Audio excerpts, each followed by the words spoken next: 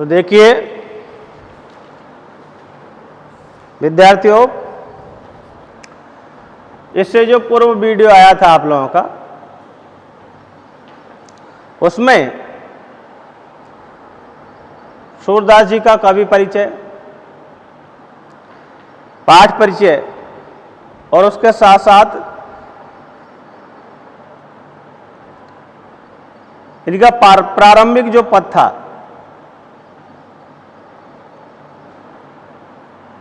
उसका 2 पद थे प्रारंभिक, उनका हमने हिंदी अनुवाद कर लिया था।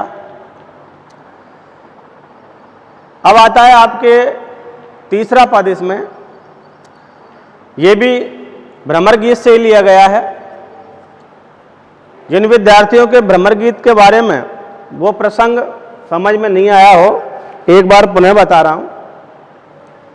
कि भगवान श्री कृष्ण जब नंदगांव को छोड़ करके माँ यशोदा और नंद जी के यहाँ से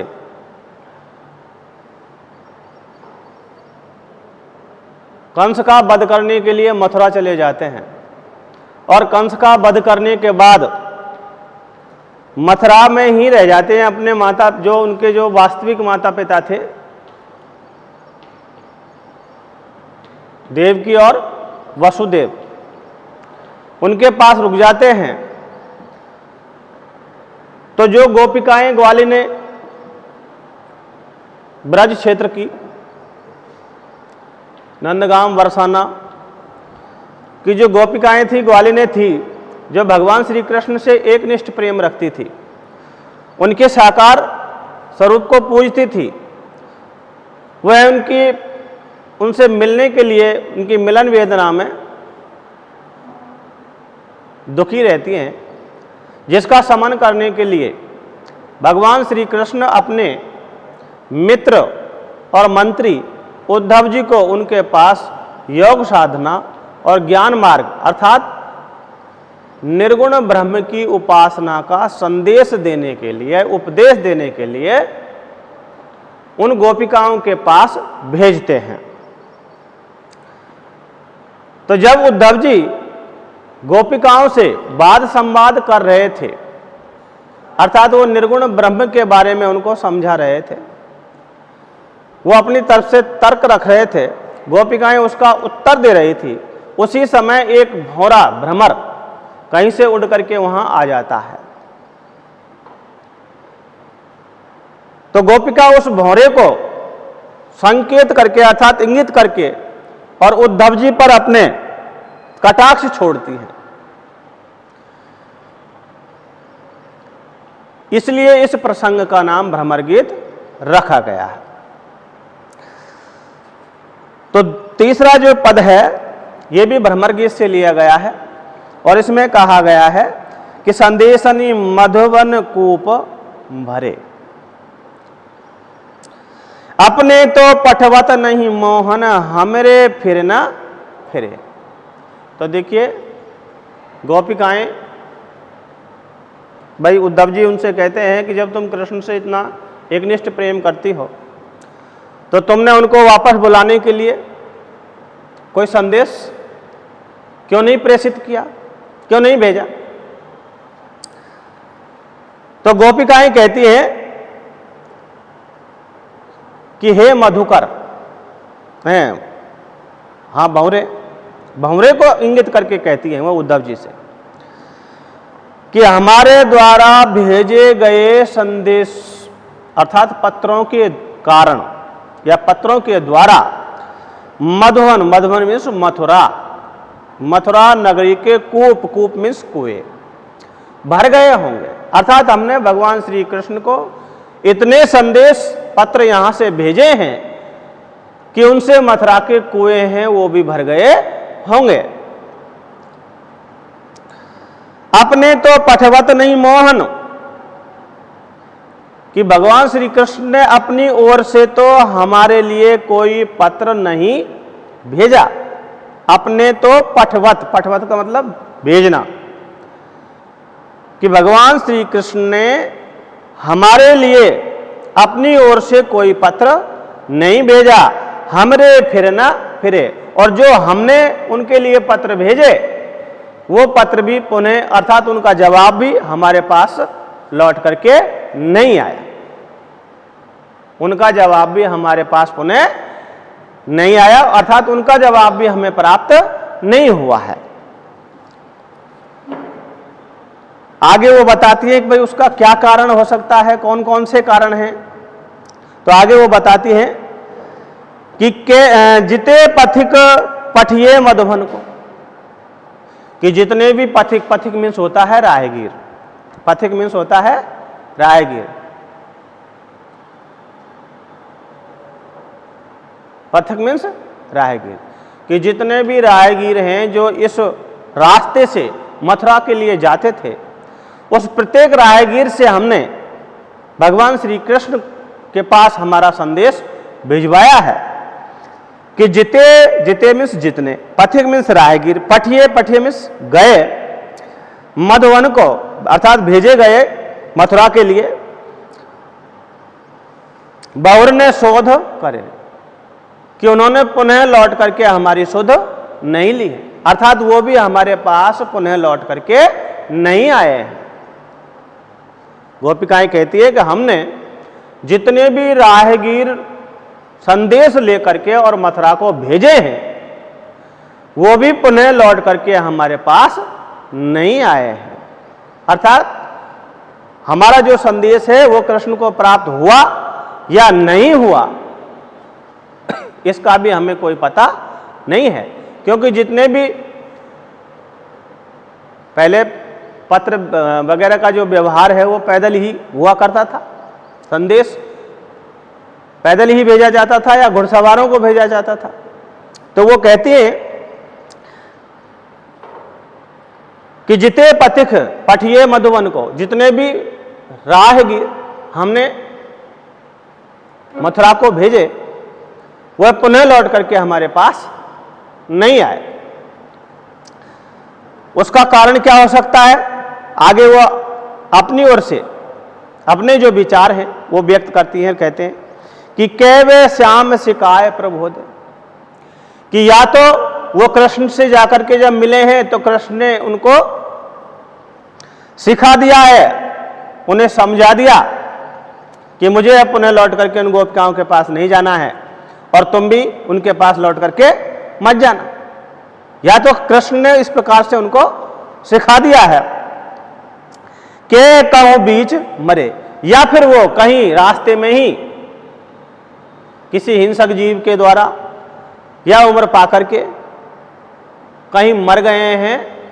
वो भी पुनः लौट करके हमारे पास आज तक नहीं आए हैं। आगे वो कहती हैं कि कागद गरे मेघ मस खूटी, सरदवे आग जरे, कि ऐसा प्रतीत होता है कि मथुरा में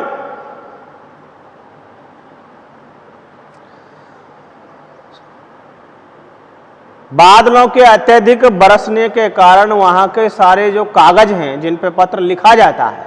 वो सारे के सारे कागज हैं वो गल गए हैं, नष्ट हो गए। मसी खूटी, और जो शाही है, शाही की मटकियां हैं, पहले शाही को मटकियों में अर्थात जो मिट्टी के पात्र हुआ करते थे उनमें ही रखा जाता था।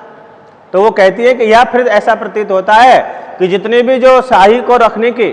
मनसी भी शाही, शाही को रखने के जो पात्र थे वो सारे टूट करके नष्ट हो गए। सरदवे आग जरे, या फिर ऐसा लगता है कि जो सरकंडे, जिन सरकंडों के द्वारा कलम बनाई जाती थी,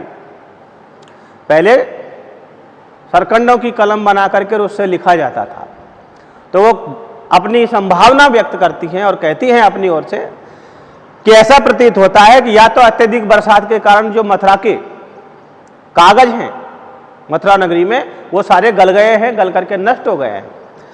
या फिर शाही के जो पात्र हैं वो टूट फूट गए हैं जिसके कारण शाही शेष नहीं रही है, या फिर ऐसा हो सकता है कि जिन सरकंडों से कलम बनाई जाती है उन सरकंडों में आग लग गई है जिससे वो सारे के सारे जल करके नष्ट हो गए हैं। या फिर भी वो संभावना व्यक्त करती हैं और कहती हैं कि सेवक सूर लिखन को आंधो। सेवक सूर लिखन को आंधो, सूरदास जी व्यक्त करते हैं और कहते हैं कि वो गोपिकाएं उद्धव जी से कहती हैं कि हे उद्धव, या फिर ऐसा प्रतीत होता है कि कृष्ण का जो लिखने वाला सेवक है, जो पत्रों को लिखता है, वो आंखों से अंधा है, जिसे कुछ दिखाई नहीं देता और न उससे लिखा जाता है। पलक कपाट अरे, अर्थात उसके जो पलक रूपी कपाट है वो बंद हो गए हैं, जिसके कारण वह हमारी व्यथा को नहीं समझ पा रहा है और नहीं हमारे लिए कोई पत्र लिख पा रहा। तो ये आप लोगों के इसमें भ्रमर गीत का तीसरा पद था। अब आता है इसमें आपके चौथा पद है, यह भी भ्रमर गीत से ही लिया गया है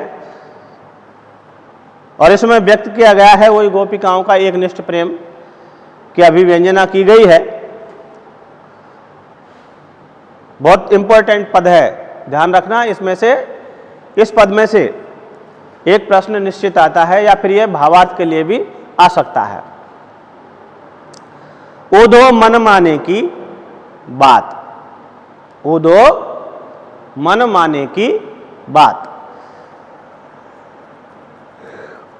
अर्थात ये बात उद्धव जी से गोपिकाओं ने क्यों कही। पहले उस प्रसंग को सुन लीजिए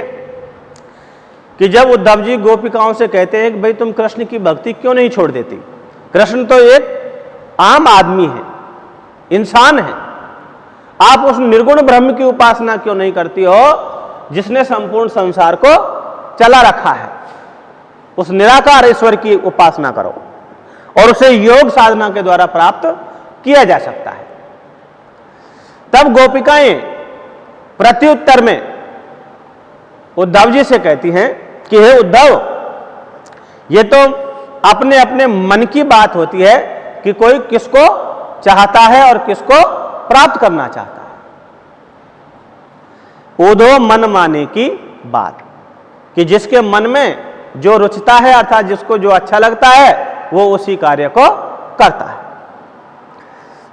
क्यों? क्योंकि आगे वो देखिए किस प्रकार से तर्क रखती हैं अपना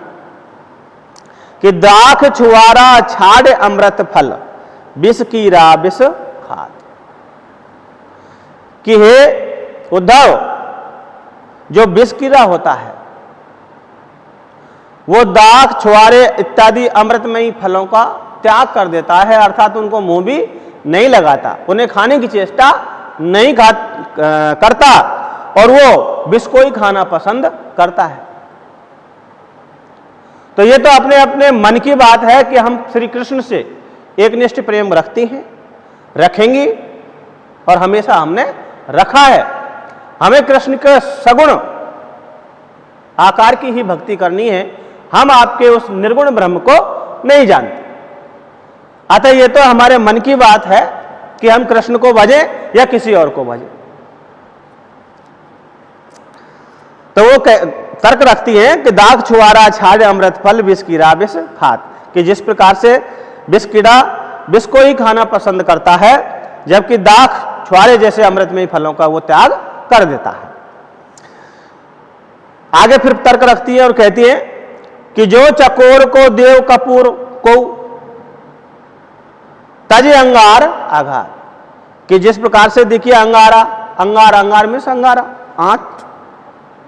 आग, कि जिस प्रकार से चकोर जो पक्षी होता है, चकोर जो पक्षी होता है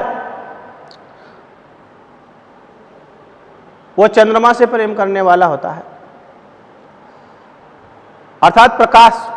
उजाले से हल्का उसका लगाव होता है, तो उसकी ओर बताने का प्रयास किया है कि जो चकोर को देव कपूर को, और जबकि कपूर है, कपूर शीतलता प्रदान करने वाला पदार्थ बताया गया है कि कपूर से शीतलता प्राप्त होती है। कपूर में आप अग्नि जला दोगे और उसके बाद भी अगर हाथ पर रखते हो तो हाथ नहीं जलेगा, ऐसा कहा जाता है। देखा नहीं है, प्रैक्टिकल मत करना, ऐसा कहा जाता है। तो कहा गया है कि जो कपूर को चकोर को देव कपूर तो को, कि अगर कोई चकोर पक्षी को